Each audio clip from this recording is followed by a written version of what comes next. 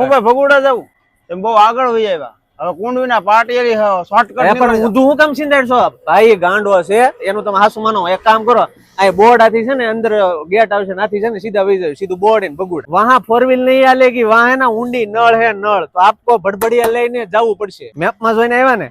map ના સહારે ન જતા આડું બડું તળાવ આવી જાય તો એક મેપ તો એમ જ કે 2 કિલોમીટર કન્ટિન્યુ વાડી બાડીમાં કેવું છે